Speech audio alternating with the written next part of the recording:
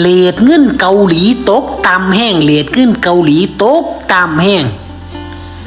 ลงเรื่อยๆลงเรื่อยๆตอนนี้1 ล้านวอนแรกได้20,000กลัว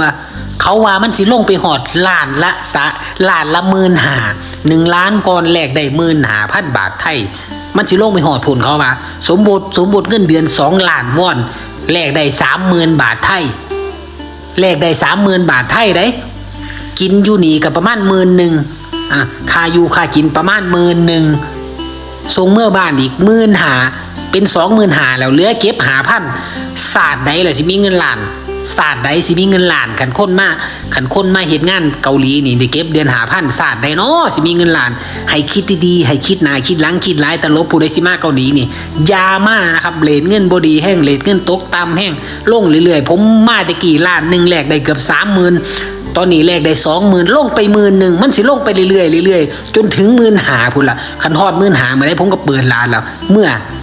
ไทยนะครับบ่อยู่แล้วเกาหลีนี่ผู้ใดสิอยู่ก็อยู่โดดมันบ่แม่นสถานที่ขุดทองอีกต่อไปแล้วนะครับมันบ่แม่นสถานที่ขุดทองในประเทศเกาหลีนี่นะครับผมนั่งงานกับเมื่อยหนาวก็หนาวผู้ใดสิอยู่ก็อยู่โลดครับอยู่เลยผู้ใดสิอยู่ลงล้านละ15,000มื้อใดผมกลับมื้อนั้นครับ